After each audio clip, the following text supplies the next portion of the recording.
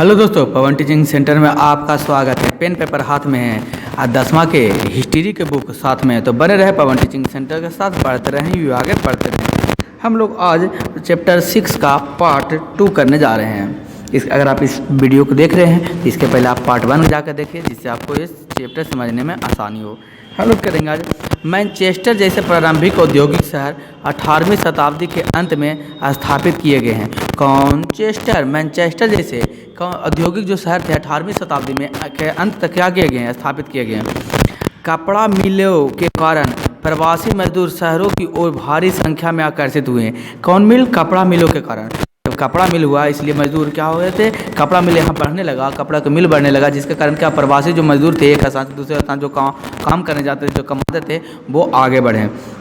1851 में मैनचेस्टर में रहने वाले 3/4 से अधिक लोग मैनचेस्टर कब की बात है? 1851 में मैनचेस्टर में रहने वाले 3/4 से अधिक लोग ग्रामीण इलाकों में आए प्रवासी मजदूर थे।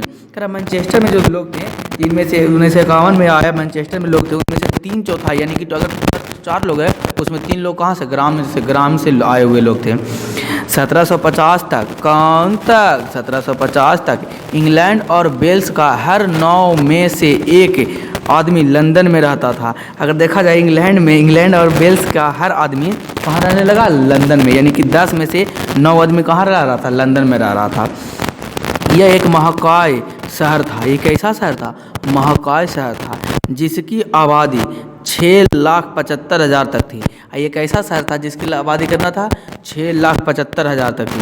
19वीं शताब्दी में भी लंदन के विस्तार की प्रक्रिया जारी रही। कौन शताब्दी? 19वीं शताब्दी में लंदन के विस्तार तक की प्रक्रिया क्या रही? जारी रही। 1810 से 1880 ईस्वी तक उसकी आबादी की संख्या 10 लाख से बढ़कर 40 लाख यानी 4 गुना हो चुकी थी। कौन लाख से बढ़ के? 10 लाख से बढ़ के कौन लाख तक? 40 लाख तक, यानी जनसंख्या क्या हो गया? बढ़ गया। कितना? 30 लाख जनसंख्या बढ़ गया था। कई साल में? मात्र 70 साल में 30 लाख जनसंख्या बढ़ गई थी। हालांकि लंदन में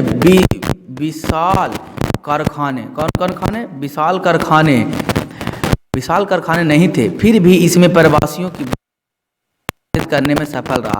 यहाँ पर जो लंदन में जो था, प्रवासी जो आकर्षित का केंद्र नहीं था, यानी कि बहुत बड़े बड़े कारखाने नहीं थे, उसके बावजूद भी यहाँ लोग क्या रहे? आकर रहने लगे थे, सफल हो गया था, आकर्षित हो रहे थे लोग, यहाँ आ रहे थे, रह रहे थे, जनसंख्या में वृद्धि कर रहे थे। लंदन के 5 प्रमुख उद्योग में लंदन की गोदी के अलावा गोदी जो गुद्दी होता है, जो किसका गुद्दी होता है? जो बॉल का गुद्दी, जो धागा का गुद्दी होता है उसको गुद्दी कहते हैं। छपाई और स्टेशनरी उद्योग। कौन उद्योग प्रख्यात हो गया? छपाई उद्योग और स्टेशनरी उद्योग। परिधान और कौन था? जूता उद्योग। परिधान और जूता उद्योग भी क्या हो गया? प्रचलित हो गया, बहुत विख्यात हो गया। धातु एवं इंजीनियरिंग उद्योग। और धातु और इंजीनियरिंग उद्योग भी काचे होने लगे? बढ़ने लगे। लकड़ी फर्नीचर उद्योग। फर्नीचर उद्योग तथा चिकित्सा उपकरण व घड़ी जैसे सटीक माप वाले उत्पादनों और कीमत धातुओं की चीज़ों बनाने वाले उद्योग। ऐसे उद्योग जो विख्यात हो गए, बड़े बड़े प्रख्यात हो गए। घड़ी उद्योग जैसे सटीक माप वाले उत्पादित और कीमती धातुओं की चीज़ बनाने वाले उद्योग क्या हो गए? विकसित हो गए। 20वीं शताब्दी में प्रथम विश्व युद्ध के समय प्रथम विश्व युद्ध के समय लंदन में मोटर कार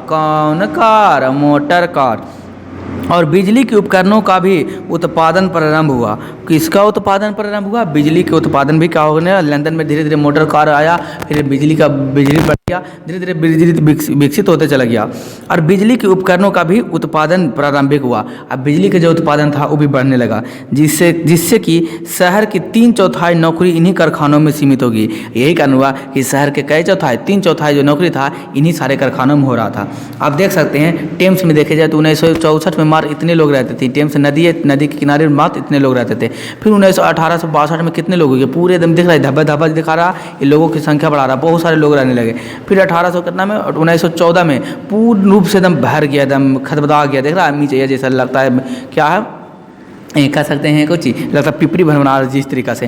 फिर धीरे धीरे काजी में 1980 में आते आते देख रहे हैं कितना जगह तक खाली नहीं रहा, खाली शहर ही बस गया। यानी इस तरीक़ा से अगर डायग्राम के हिसाब से देखा जाए तो इस तरीक़ा से बताया गया कि किस तरीक़ा से कारखानों में भरते चले गए लोग। करा महानगर, कौन नगर? महानगर।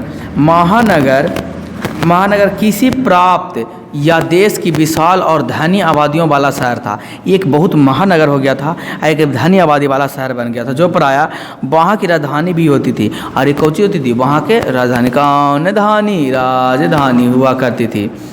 19वीं शताब्दी का लंदन क्लर्कों और दुकानदारों, छोटे पेशेवरों और निपुण कारीगरों, कुशल व शारीरिक श्रम करने वालों की बढ़ती आबादी, सिपाहियों, नौकरी दिहाड़ी मजदूर, फेरी वालों और भिखारियों का शहर हो गया। यानी कि इस शहर में इतने लोग, पहले तो छोटे मोटे रहते थे, कम लोग रहते थे, क्लर्क का दुकानदार रहते थे, पेशावर रहते थे। उसके बाद धीरे धीरे इतने बढ़ने लगे, इतने बड़े बढ़ने लगे, बढ़ती आबादी के साथ साथ सिपाही बढ़ने लगे, नौकरी बढ़ने लगा, दिहाड़ी मजदूर यानी कि दिन भर कितनों कौनों काम करवाइए, दिन भर में 300 रुपया दीजिए, 500 रुपया दीजिए, और दिन भर कोई भी काम कराइए। ऐसे मजदूर को दिहाड़ी मजदूर कहा जाता था।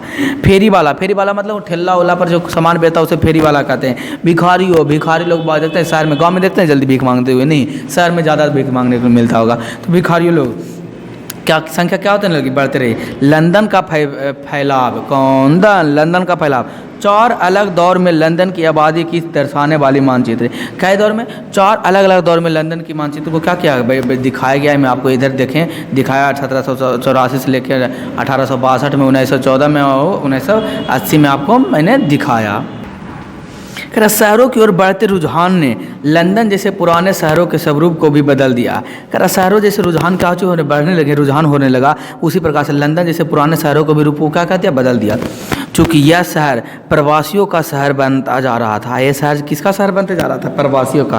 प्रवासी मतलब कि यहाँ के लोग नहीं थे, ये कहीं और से आकर लोग यहाँ बस रहे थे, उसको प्रवासी कहा जाते हैं। अतः इस धनी आबादी वाले शहर में इन नवागंतुकों के लिए सस्ते और समान असुरक्षित आवास बनने लगे। और इसके लिए इन्हीं लोगों को रहने के लिए एक सस्ते और असुरक्षित, जो सुरक्षा से लिहाज से कुछ बढ़िया नहीं था, असुरक्षित बनने लगा। चूँकि कारखानों में मानसिक प्रवास कामगारों को रहने की जगह मुहैया नहीं कराते थे। कारखानों में कहा कि बड़े बड़े लोगों को रहने के लिए काम को मुहैया नहीं कराते थे। प्रव्रज का यह एक प्रमुख परिणाम आया गया। यही कारण हुआ कि प्रव्रज का एक बहुत बड़ा प्रमुख कारण यह आ गया कि हेमटेंस काउंटेंस टेनेमेंट्स काम चलाऊ और अक्सर बेहिसाब भीड़ वाले अपार्टमेंट मकान ऐसे मकान बड़े शहरों के गरीब इलाके में अधिक पाए जाते थे। और ऐसे शहर जो गरीब लोगों के यहाँ के में क्या चीज़ अधिक मात्रा में पाए जा रहे थे। ऐसे शहर हो गए कि यहाँ गरीबी ज़्यादा पाए दिख रहे हैं। इस तरीके से मकान बना हुआ, बड़का हॉल बना हुआ, यहाँ पर कितने लोग बैठे हुए, काला काला धाबा ने लोगों का चित्रण इस तरीके से दिखाया जा रहा है कि कितने बड़े थे। स्टेमर्स होम, स्ट्रेजम हाउस, अजनबियों का घर। स्टेमर्स होम किसको कहते हैं? अजनबियों को घर क्या है? स्ट्रेंजर्स होम कहते हैं। दी इलेस्ट्रेड न्यूज़ 1870 के न्यूज़ के में दिखाया गया, स्ट्रेंजर होम दिखाया गया, अजनबियों का घर।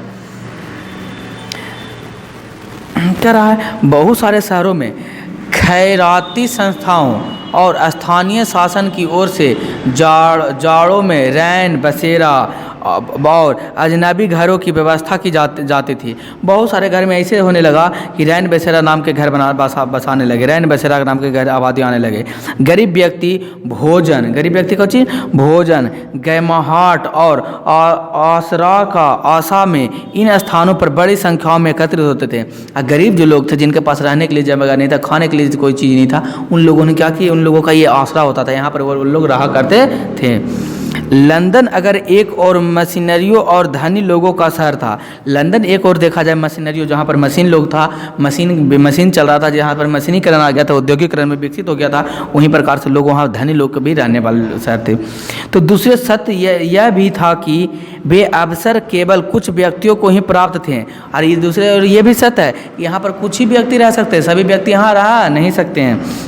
जो सामाजिक तथा आर्थिक विशेषताओं प्राप्त जो सामाजिक तथा आर्थिक विशेषताओं को क्या अल्पसंख्यक वर्ग थे। यहाँ पर जो सामाजिक लोग जो थे अल्प विशेषता प्राप्त था, जो अधिक लोग यहाँ पर रहा करते थे, जो पूर्ण रूप से पूर्ण रूपेण उन्मुक्त तथा संतुष्ट जीवन की जीते थे, जो संतुष्ट जीवन जिया करते थे। क्योंकि अधिकांश व्यक्ति जो शहरों में रहते थे, अधिकांश व्यक्ति जो कहाँ रहते थे, शहरों में रहते थे, बाध्यताओं में ही सीमित थे। कौची में सीमित थे, बाध्यताओं में ही सीमित थे, तथा उन्हें सापेक्षिक स्वतंत्रता प्राप्त नहीं था। कौन स्वतंत्रता प्राप्त नहीं था, सापेक्षिक, यानी पूर्ण रूप से इन्हें रहने के लिए आज़ादी नहीं था, पूर्ण रूप से स्वतंत्र रहने नहीं थे कि सभी काम ये कर सकते हैं। अंततः शहर का जीवन परस्पर विरोधियों, छवनियों और अनुभवों को जन्म दे रहा था। इसी प्रकार से कह सकते हैं जो अंततः शहर के जो जीवन थे परस्पर विरोधियों और छावनियों को क्या दे रहा था, एक अनुभव को जन्म दे रहा था। अगर एक और संपन्नता थी तो दूसरी ओर गरीबी। अगर देखा जाए एक और संपन्नता थी तो दूसरी ओर क्या थी, गरीबी थी। एक तरफ वह चमक दमक थी तो दूसरी ओर धूल और अंधकार था। एक और देखा जाए जो जिसके पास पैसा था उस पर चमक दमक और बहुत सारे चीज़ों के प्रभाव थे, और दूसरी ओर जिसके पास पैसा नहीं है उसके पर कोई चीज़ नहीं था। दूसरी ओर देखा जाए तो अंधकार था, धूल और अंधकार, यानी कि उसके पास कुछ नहीं, रहने के लिए पूरे धूल ही धूल था और अंधकार भय जिंदगी वह जी रहे थे।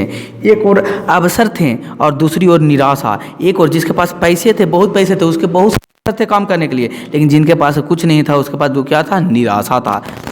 जैसे जैसे लंदन विकसित हुआ वैसे ही कुछ नकारात्मक प्रवृत्तियों में वृद्धि होने लगी, वृद्धि हुई। जैसे जैसे लंदन विकसित होते जा रहा था, जैसे जैसे लंदन विकसित होते जा रहा था उसी प्रकार यहाँ पर के रहने वाले प्रति नकारात्मक चीज़ भी वृद्धि होते जा रहे थे।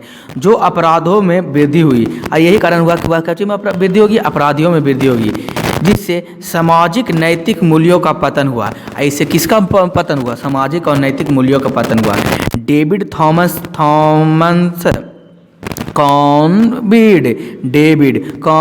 थॉमसन के अनुसार इसे औद्योगिकरण का सबसे बड़ा प्रभाव सामाजिक नैतिक मूल्यों में बदलाव लाया। यही कारण हुआ कि उनके औद्योगिकरण का सबसे बहुत बड़ा बदलाव लाया, सामाजिक नैतिक मूल्यों के बदलाव लाया। 1870 ईस्वी के दशक में, कौन से दशक में, 1870 ईस्वी के दशक में लंदन में कम से कम 20,000 अपराधी रहते थे। लंदन में 1870 के हिसाब से देखा जाए नहीं तो कितने अपराधी, 20,000 अपराधी यहाँ रहा करते थे। हेनरी मेयूर के अनुसार, हेनरी मेयूर के अनुसार ऐसी सूची बनी जहाँ लोग अपराधों से ही अपनी आजीविका चलाते थे। हेनरी मेयूर ने एक ऐसा सूची जाहिर किया जहाँ लोग ने अपराधियों से अपना जीवन चला रहे थे, ना कि वहाँ पर क्या किया जा रहा था उनके द्वारा। ऐसा नहीं कि उनके द्वारा दिया जा रहा था, क्या नहीं दिया जा रहा था, यानी कि उनके द्वारा वह काम करने पर विश्वास नहीं रखते थे, मजदूरी करने पर विश्वास नहीं रखते थे, अपराधी करके अपना जीवन को व्यतीत करते थे, अपना जीवन को चला रहे थे। इसके अलावा 1861 की जनगणना में, जनगणना कब की बात है, 1861 की जनगणना में घरेलू नौकरियों की संख्या अत्यधिक वृद्धि होने की जानकारी प्रदान की, जिसमें महिलाओं की संख्या अधिक थी। ऐसा हुआ 1861 में जनगणना में घरेलू नौकरी की संख्या क्या होने लगी, धीरे धीरे बढ़ने लगी। लोग इसमें महिलाओं की संख्या बढ़ गई, यहाँ घरेलू लोग ज़्यादा काम करने लगे, महिलाओं लोग ज़्यादा काम करने लगे। कहाँ, लंदन की बात है।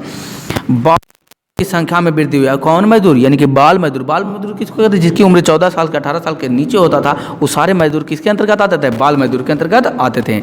1870 में अनिवार्य प्राथमिक शिक्षा, कौन शिक्षा, अनिवार्य प्राथमिक शिक्षा कानून आया। कब आया, 1870 में। कौन सा 1870 में अनिवार्य प्राथमिक शिक्षा कानून, और 1902 में लागू किए गए। कैसे 1902 में लागू किए गए।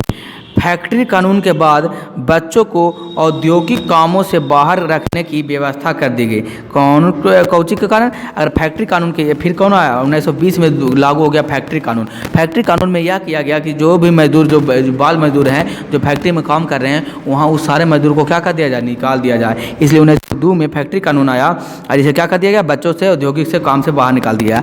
आपसे क्वेश्चन पूछेगा, वो कौन देने योग्य बात, ध्यान देने योग्य बात। क्वेश्चन पूछेगा, अनिवार्य प्राथमिक शिक्षा लागू कब हुआ? 1870। अनिवार्य मतलब जी यानी कि पढ़ना अब जरूरी हो गया। जैसे अभी 8वां क्लास तक पढ़ना क्या अनिवार्य शिक्षा लागू है, सरकार के द्वारा 8वां क्लास तक एकदम फ्री में पढ़ाया जाता है, 1 रुपया आपसे नहीं लिया जाएगा। 14 साल के बच्चे तक 8वां तक फ्री में पढ़ाया जाता है। उसके बाद आपसे पैसा लेने लगता है, कॉलेज में निकालते हैं पैसा लगता है, रजिस्ट्रेशन फीस।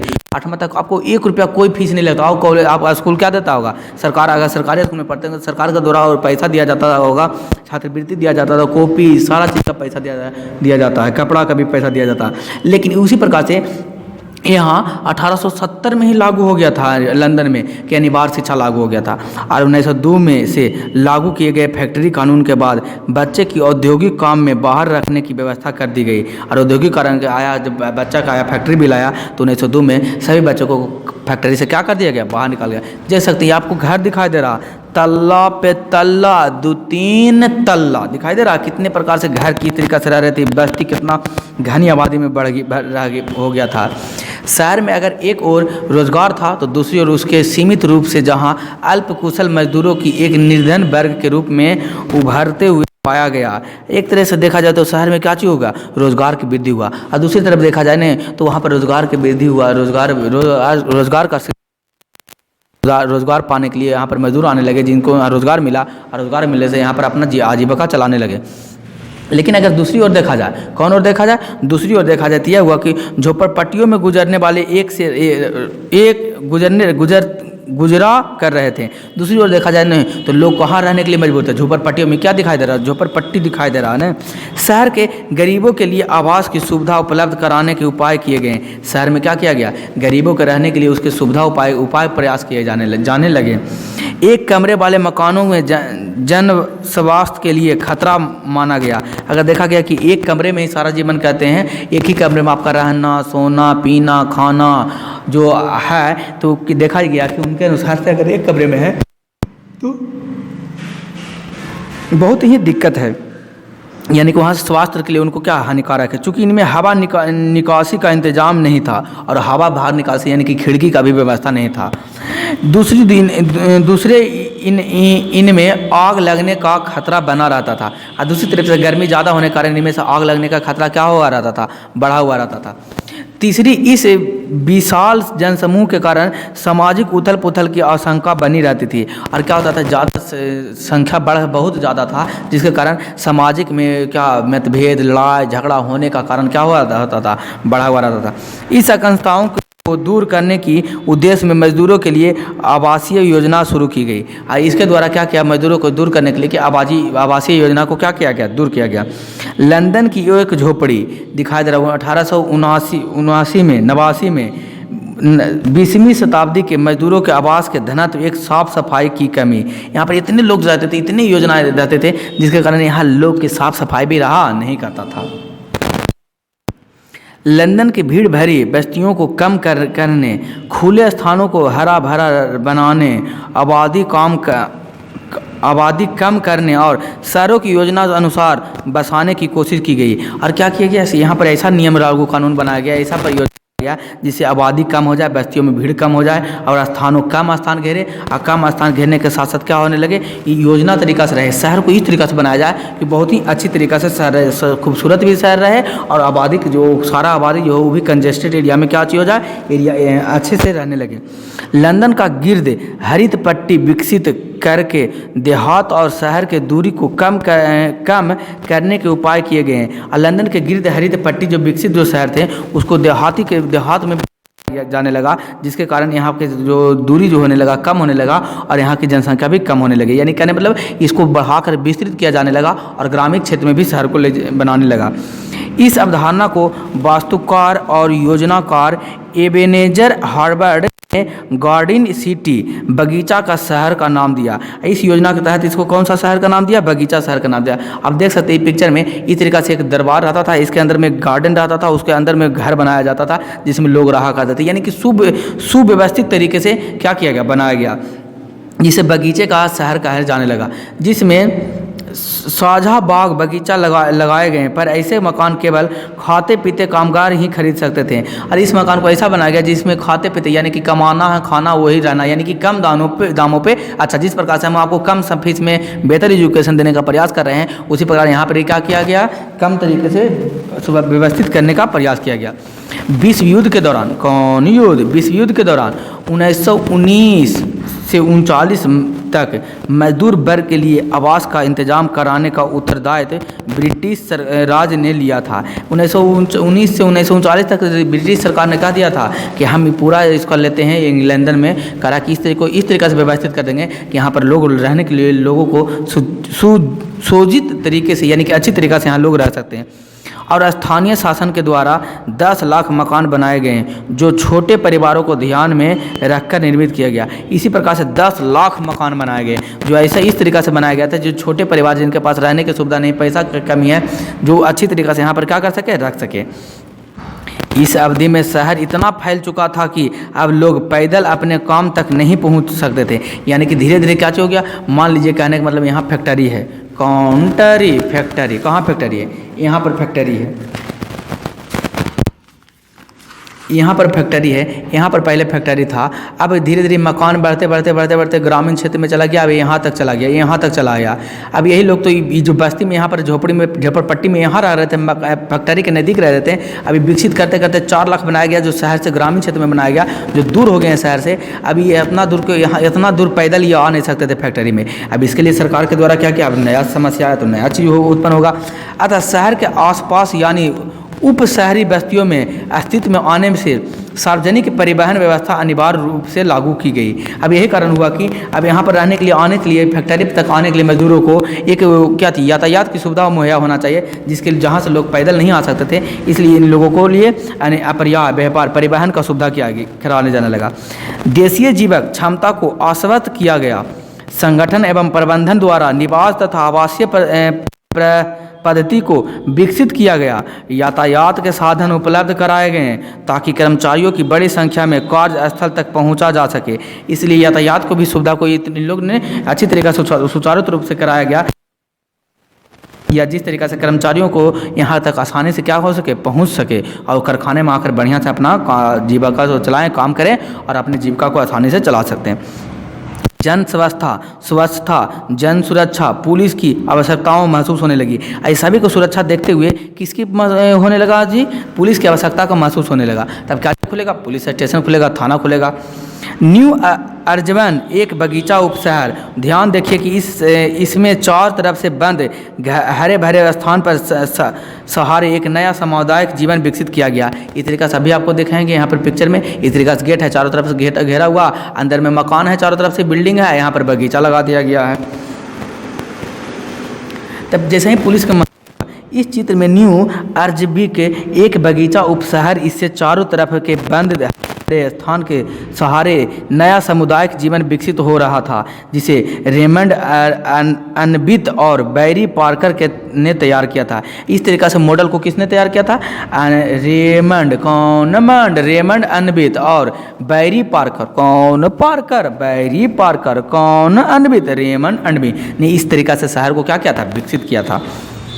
परिवहन व्यवस्था आवासीय क्षेत्रों के सापेक्ष औद्योगिक एवं वाणिज्य कार्यस्थलों से प्रभावित हुआ। यही कारण हुआ कि परिवहन जब हुआ तो आवासीय में भी प्रभावित हुआ, यानी कि अब लोग मकान भी अपने से बनाने लगे, दूर दूर से भी मकान रहते, क्योंकि परिवहन की सुविधा हो गया तो दूर दूर से भी लोग आ सकते थे, जिसके विपरीत जन परिवहन प्रणाली का निर्माण हुआ। यही कारण हुआ कि लोग दूर दूर तक जाके बसने लगे, और धीरे धीरे इसका जब दूर दूर तक बसने लगे, बस्ती बनने लगा, तो वहाँ पर भी तो मार्केट की आवश्यकता था, कुछ जो रोज़मर्रा के जीवन में जो यूज करते वस्तु हुआ, तो वहाँ पर भी मकान खुलने लगा, दुकान खुलने लगा, वहाँ पर भी बस्ती होने लगा, मार्केट खुल गया। धीरे धीरे ये शहर धीरे धीरे इसी तरीक़ा से बढ़ते चला गया और बहुत बड़ा बढ़ गया। परिवहन व्यवस्था का नगर में काम करने वाले के जीवन की गुणवत्ता पर सीधा प्रभाव पड़ने लगा। अब अब क्या हुआ, अब नगर बन गया, नगर से महानगर बन गया, जिससे यहाँ के लोगों को सुविधा होने लगा, असुविधा महसूस होने लगा, जिससे यहाँ पर नगर में रहने वाले लोगों के लिए अपरिहार्य हो गया।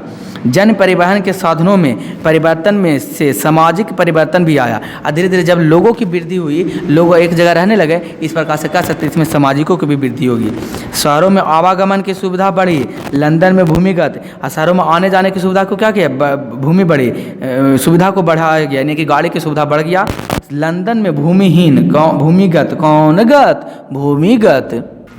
भूमिगत रेलवे के आवास की समस्याओं को भी हल किया, जिससे जरिए लोग भारी जनसंख्या में शहर में विभिन्न छोर पर तक पहुंचने लगे। अब क्या हुआ, अब रेलवे को भूमिगत रेलवे, जिसको हम लोग मेट्रो ट्रेन के नाम से भी जानते हैं, इसका भी विकास हुआ, जिसके द्वारा लोग दूर दूर में भी रहते थे, उस तरीक़ा से फिर भी वहाँ पर दूर दूर शहर तक पहुंचने लगे। ये आपका था क्या चीज़, पार्ट 2। आज तक लिए हम इतना ही रह लेते हैं दोस्तों। अगर आपको वीडियो को अच्छा लगता तो लाइक और शेयर और सब्सक्राइब करना ना भूलें, क्योंकि आप जब लाइक और शेयर और सब्सक्राइब करते हैं, कमेंट लिखते हैं नीचे में, तो हमें एक अलग सा एनर्जी आता है, जिससे हमें लगता है कि हम पढ़ा रहे हैं, सही तरीक़े से पढ़ा रहे हैं, जिससे हम और जोशों में पढ़ाते हैं, जिससे आपको और समझने में आसानी होगा। तो बने रहें पवन टीचिंग सेंटर के साथ, पढ़ते रहें, आगे बढ़ते रहें। अंत तक आपका वीडियो देखने के लिए धन्यवाद। मैं अंत में बस यही कहूँगा, छोटे को प्यार करें, बड़े को सम्मान करें, अपना व्यक्तित्व इस तरीक़ा से कायम रखें कि आपके साथ रह रही स्त्री भी सुरक्षित महसूस कर सके। अंत तक वीडियो देखने के लिए आपका धन्यवाद।